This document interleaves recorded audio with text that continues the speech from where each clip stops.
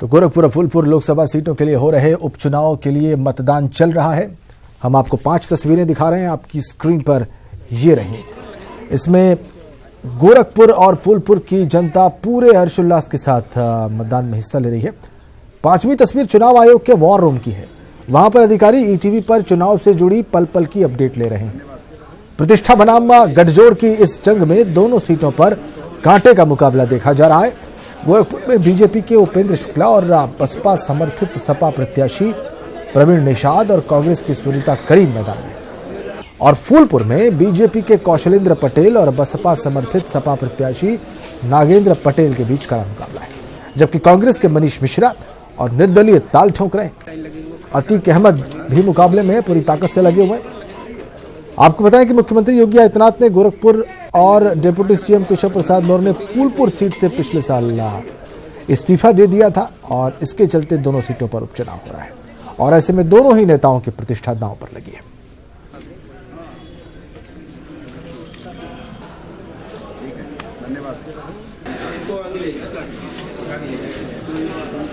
तो आप 5 तस्वीरों में ये देख सकते हैं कि किस तरह से मतदान चल रहा है। गोरखपुर और फूलपुर में लोकसभा का उपचुनाव हो रहा है। आज मतदान है, 14 तारीख को इसके परिणाम आएंगे। और आप बीच की तस्वीर में आप देख सकते हैं कि इलेक्शन कमीशन के वॉर रूम में लखनऊ में कैसे मॉनिटर किया जा रहा है मतदान को।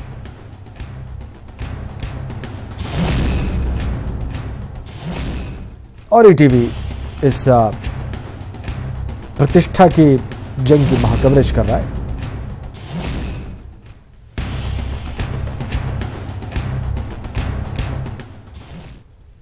तो उपचुनाव के रण में दिग्गज नेताओं ने बढ़ चढ़कर हिस्सा लिया। आप अपने टीवी स्क्रीन पर अब 3 तस्वीरें देखने जा रहे हैं। पहली तस्वीर गोरखपुर की है, वहां पर सीएम योगी आदित्यनाथ ने मतदान किया। दूसरी तस्वीर फूलपुर की है, वहां पर डिप्टी सीएम केशव प्रसाद मौर्य ने वोट डाला। तीसरी तस्वीर गोरखपुर की है, वहां पर केंद्रीय वित्त राज्य मंत्री शिव प्रताप शुक्ल ने अपने मताधिकार का इस्तेमाल किया। तो 3 तस्वीरें आपकी स्क्रीन पर। ये हाइलाइट्स हैं आज के मतदान की, अब तक के मतदान की। लगभग 6 घंटे का वक्त गुजर चुका है मतदान का। हम आपको बहुत जल्द आंकड़े बताएंगे कि 1 बजे तक मत फीसद क्या रहा है इन दोनों ही जगहों पर, चुनाव आयोग क्या कह रहा है। लेकिन ये 3 दिग्गज अपने मताधिकार का इस्तेमाल करने पहुंचे, ये आप देख सकते हैं इन 3 तस्वीरों में।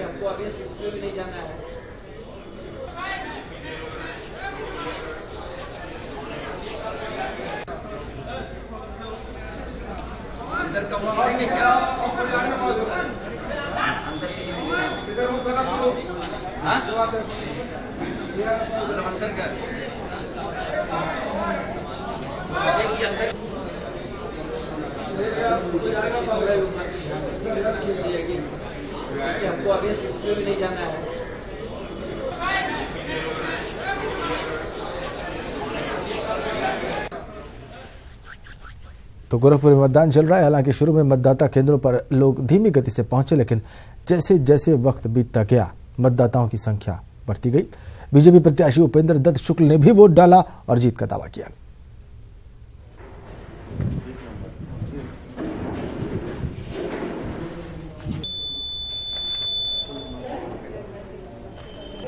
पूज्य योगी आदित्यनाथ के नेतृत्व में भारतीय जनता पार्टी रिकॉर्ड मतों से चुनाव जीतेगी, ये मेरा दृढ़ विश्वास है। समाज के सभी वर्गों का भारतीय जनता पार्टी को आशीर्वाद प्राप्त है। मैं जहां जहां गया हूं, कोई जाति नहीं, कोई समाज नहीं, जहां मुझे असीम प्यार न मिला हो, आशीर्वाद न मिला हो।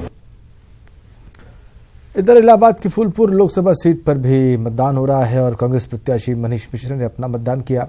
कांग्रेस प्रत्याशी ने मतदान करने के साथ ही अपनी जीत का दावा भी किया।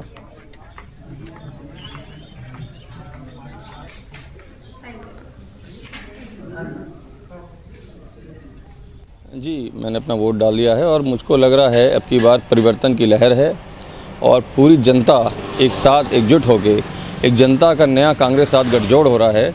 इसमें लग रहा है कि अब की बार परिवर्तन की लहर में कांग्रेस यहां से जीत दर्ज करने जा रही है।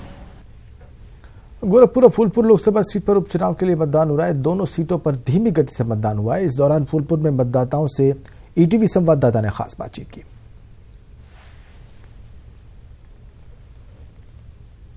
दो लोकसभा सीटों गोरखपुर और फूलपुर पर उपचुनाव हो रहा है और सुबह 7 बजे से वोट डाले जा रहे हैं। हालांकि फूलपुर की बात करें तो यहां शुरुआती मतदान की रफ्तार काफी धीमी थी। कैसा जो है मेंबर ऑफ पार्लियामेंट चुनना चाहेंगे, किस तरह से उनसे उम्मीदें हैं?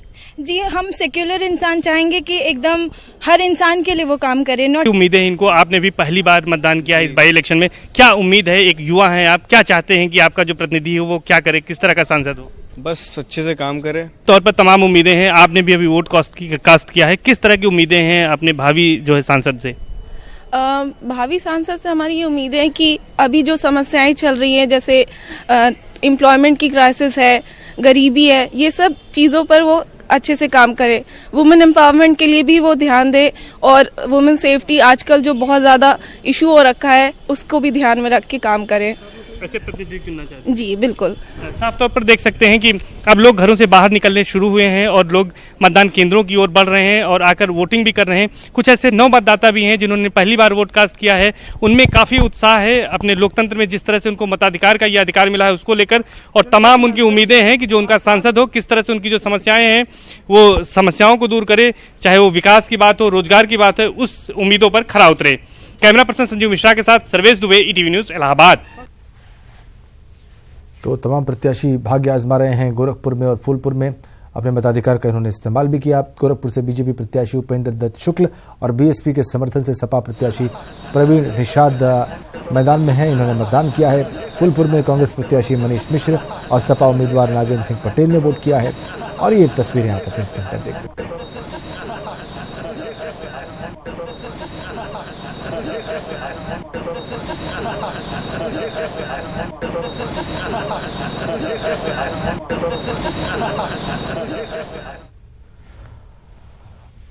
और अब आपको अपडेट कर दें, गोरखपुर में 1 बजे तक 30% मतदान हो गया है। जी हां, फूलपुर में 1 बजे तक 19.2% मतदान हुआ है। बहुत बड़ा फर्क है दोनों जगहों पर।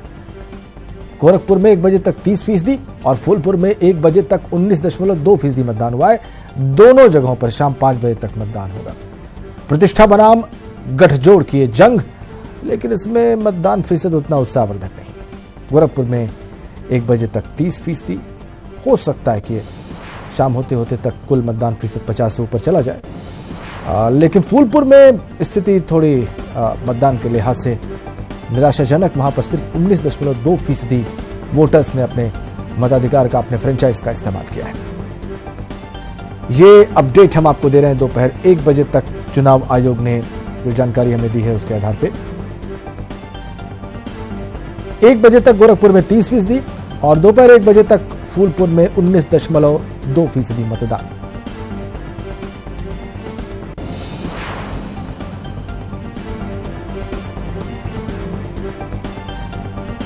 गोरखपुर में तो फिर भी मतदान को ठीक ठाक कहा जा सकता है, लेकिन फूलपुर में बहुत धीमा मतदान अभी तक। और फूलपुर के बारे में हम आपको बताएं कि लगातार हमारे सहयोगी वहां से बता रहे हैं कि वहां पर मतदान फीसद कभी बहुत ज्यादा नहीं रहा है। उसी परंपरा को ऐसा लगता है कि फूलपुर के मतदाता आगे बढ़ा रहे हैं। अभी दोपहर 1 बजे तक तो ऐसा ही दिखाई देता है, लेकिन गोरखपुर में 30% मतदान जरूर हुआ है और इसमें ज्यादा योगदान ग्रामीण इलाकों में हुए मतदान का है।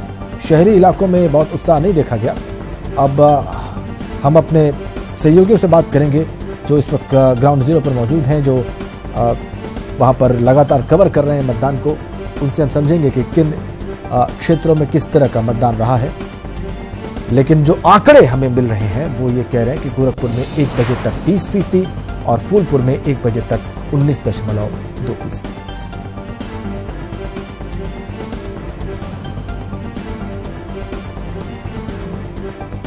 दोनों सीटों पर शाम 5 बजे तक मतदान होना है। लगभग 4 घंटे का वक्त बाकी है। अब 6 घंटे गुजर चुके हैं मतदान के। हमारे तमाम सहयोगी इस वक्त हमारे साथ जुड़ गए हैं, उनसे अपडेट लेते हैं। अजीत सिंह और रामगोपाल गोरखपुर से हमारे साथ हैं, राजीव सिंह और सर्वेश दुबे फूलपुर से हमारे साथ हैं। सबसे पहले गोरखपुर चलते हैं रामगोपाल के पास। रामगोपाल, आप जहां पर मौजूद हैं वहां पर किस तरह की तेजी आई है या वैसे का वैसा है मतदान?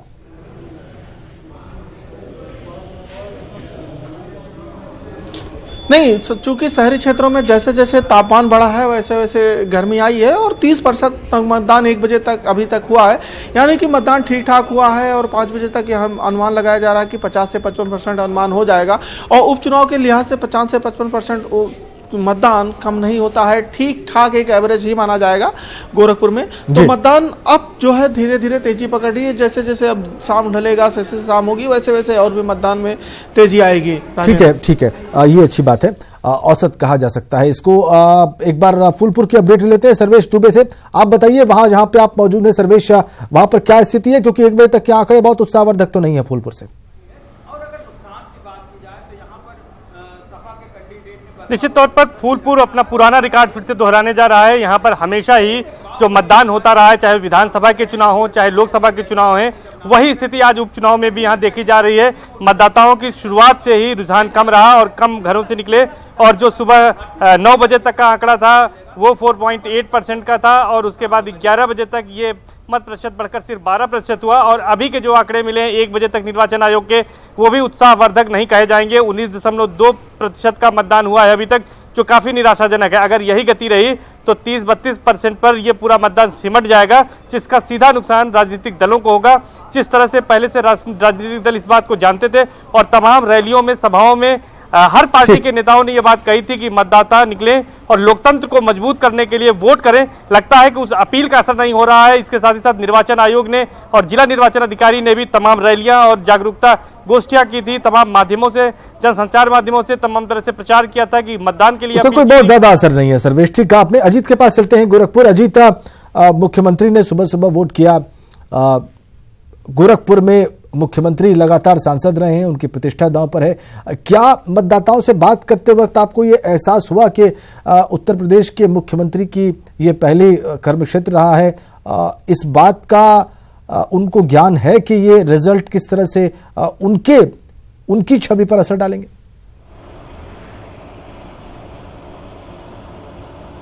बिल्कुल राजेंद्र, आपने सही सवाल किया कि मुख्यमंत्री से जब सुबह बात हुई थी तो यही हमने पूछा था कि 17 बार चुनाव हुआ, उसमें 10 बार मठ का कब्जा रहा, और कहा जाता है कि बिना मठ के गोरखपुर का चुनाव की चर्चा करना बेकार होता और एक तरीके से कहा जाए आधिपत्य है।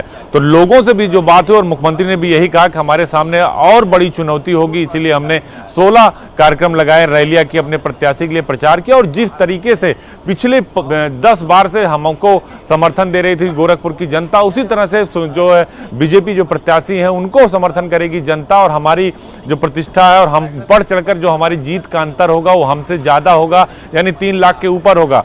तो ऐसे में साफ है कहीं ना कहीं इस सीट का जो रिजल्ट होगा, जो आंकड़ा होगा, वो ये तय करेगा कि आखिर बीजेपी का जो मुख्यमंत्री जब लड़ते थे सांसद के रूप में योगी आदित्यनाथ, और अब जब बीजेपी ने दूसरे को कैंडिडेट बनाया है जिसका प्रचार मुख्यमंत्री ने किया, पूरी कमान संभाली है चूंकि वो बीमार हो गए थे, तो ये फैसला हो जाएगा कि आखिर जनता कितना मठ को पसंद करती है और कितना नए प्रत्याशी को। क्या जीत का अंतर या जो वोटों का गणित है, जो वोटों का आंकड़ा है, वो कितना कम और ज्यादा होता है, ये बहुत सारी चीजें तय होंगी।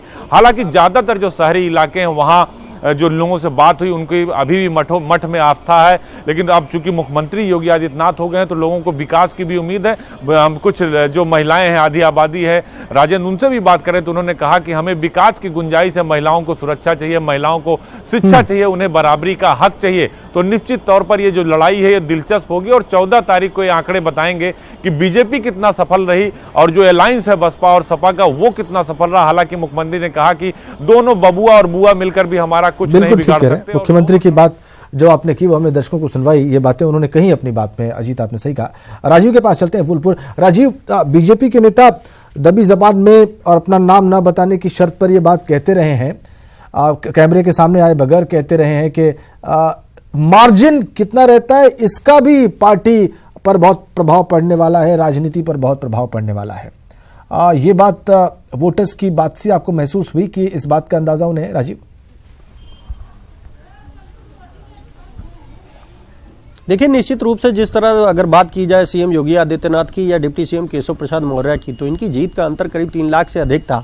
ऐसे में जो ये प्रत्याशी हैं जो अब उपचुनाव में लड़ रहे हैं, तो ऐसे में अगर इनकी जीत का अंतर कम रहता है या फिर सीट हारती है, तो कहीं ना कहीं बीजेपी के लिए एक बड़ी चुनौती की बात होगी, क्योंकि ये रिजल्ट इसे सेमीफाइनल कहा जा सकता है 2019 के लेकर। इसी रिजल्ट पर ये आगे की जो राजनीतिक पार्टियां हैं उनकी रणनीति तय करेगी। अगर यहाँ का रिजल्ट खराब जाता है तो उसी हिसाब से चाहे सपा बसपा हो, वो अपने नए राजनीतिक गठबंधन को लेकर एक बार फिर से विचार करेंगे। और अगर भाजपा अगर कोई सीट खोती है तो उसको भी ये सोचना होगा, क्योंकि इन सीटों पर अगर खासकर फूलपुर की बात करें तो यहाँ पर कुर्मी बाहुल्य क्षेत्र है, और जो दलित और पिछड़ा मिलकर अगर कोई नया समीकरण बनाते हैं या फिर लॉस होता है, जैसा कि आपने कहा अगर जीत का अंतर कम होता है तो भी भाजपा के लिए एक सोचने वाली बात होगी, चिंता की बात होती, जिसको लेकर लगातार ये प्रयास किया जा रहा था कि जो वोटिंग परसेंटेज है उसको बढ़ाया जाए। लेकिन सुबह से अगर राजेंद्र देखा जाए तो फूलपुर में वोटिंग परसेंटेज में कोई खास इजाफा नहीं हुआ। अगर सुबह 2 घंटे की बात करें तो पहले 2 घंटे में 5% हुई वोटिंग,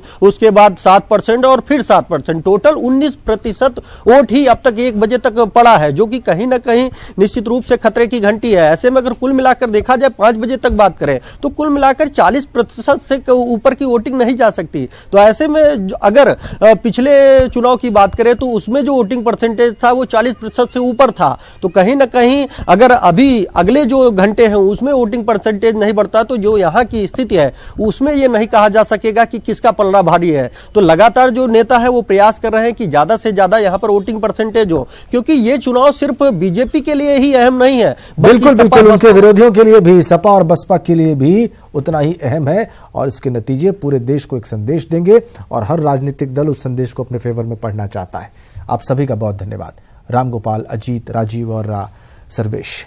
आगे भी हम आपसे अपडेट लेते रहेंगे, लेकिन फिलहाल दोपहर 1 बजे तक का हाल बताया हमारे सहयोगियों ने, और चुनाव आयोग कह रहा है कि दोपहर 1 बजे तक गोरखपुर में 30% और फूलपुर में 19.2% मतदान हुआ है।